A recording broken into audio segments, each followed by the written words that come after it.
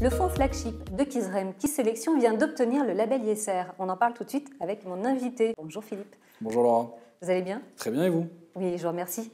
Alors, est-ce que vous pouvez nous rappeler déjà la stratégie initiale de ce fonds immobilier? Bien sûr, alors effectivement, vous l'avez rappelé, Qui Sélection a reçu le label ISR.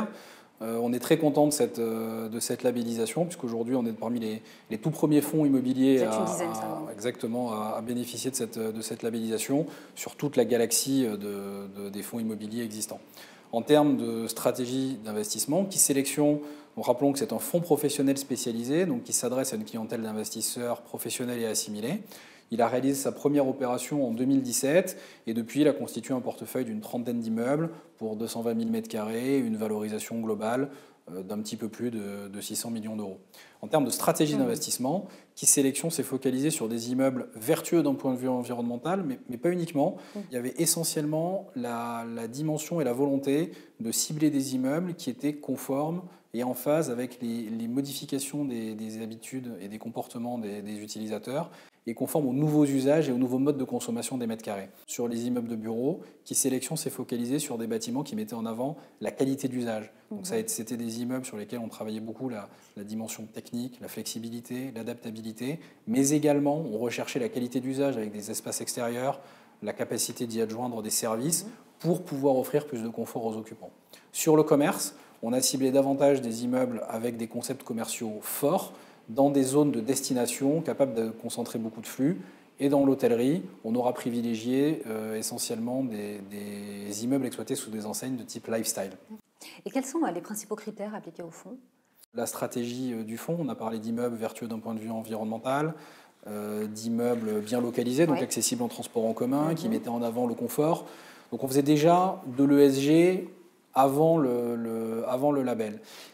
Dans le cadre de cette certification, on a voulu déployer une approche qui soit extensive et aussi précise que possible pour aller loin dans notre capacité à quantifier notre rôle d'investisseur et notre impact sur l'environnement et sur tout l'écosystème d'un investissement immobilier. Et donc, pour ce faire, on s'est doté de 60 critères équitablement répartis sur les 3 piliers, environnemental, social et gouvernance. Vous n'en avez pas privilégié?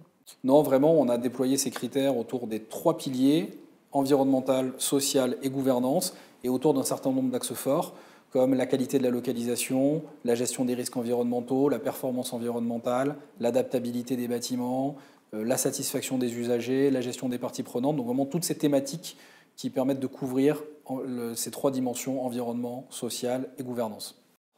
Comment ça se traduit? Est-ce que vous pouvez nous donner un exemple concret? Alors, typiquement, une des dimensions importantes du label, c'est la capacité de mesurer la totalité des consommations énergétiques d'un immeuble, donc y compris celle des preneurs. Mais pas que, on est allé plus loin, puisque on s'est donné les moyens que cette data, une fois collectée, puisse être analysée, traitée et déboucher sur des améliorations dans la gestion des bâtiments, leur gestion technique et naturellement leur capacité à faire des économies d'énergie afin de pouvoir réduire ces consommations. Dernière question importante aussi, côté performance financière. Alors en premier lieu, il faut tout de suite battre en brèche l'idée qui voudrait que la prise en compte de ces critères ESG se fasse au détriment de la performance financière. Déjà, d'une part, le label ISR, même s'il accorde une place importante à l'amélioration, il vient récompenser la qualité d'un portefeuille existant. Et deuxièmement, on a parlé d'immeubles qui sont centraux, donc accessibles, qui sont vertueux d'un point de vue environnemental, qui privilégient la qualité d'usage. Et donc, ce sont des immeubles qui sont attractifs pour les locataires. Et la clé de la valorisation d'un immeuble, c'est sa capacité à attirer et à maintenir des locataires. Et donc, nous, on est convaincus que le fait de pouvoir matérialiser cette démarche à travers 60 critères, c'est autant d'atouts objectifs qu'on pourra mettre en avant dans cette volonté justement d'attirer et de pérenniser des locataires sur les immeubles. Et rappelons qu'aujourd'hui sur le marché, ce sont des immeubles récents, bien loués, qui se valorisent le mieux et qui sont les plus liquides. Donc pour nous, cette dimension ESG et qui est récompensée pour Qui Sélection par l'obtention de ce label, c'est beaucoup plus un vecteur de performance sur le long terme pour nos investisseurs. Le temps de l'immobilier, c'est un temps long, que quelque chose qui aurait vocation à détruire de la valeur. C'est vraiment un levier de création de valeur pour le futur. Merci beaucoup Philippe. Merci Laura.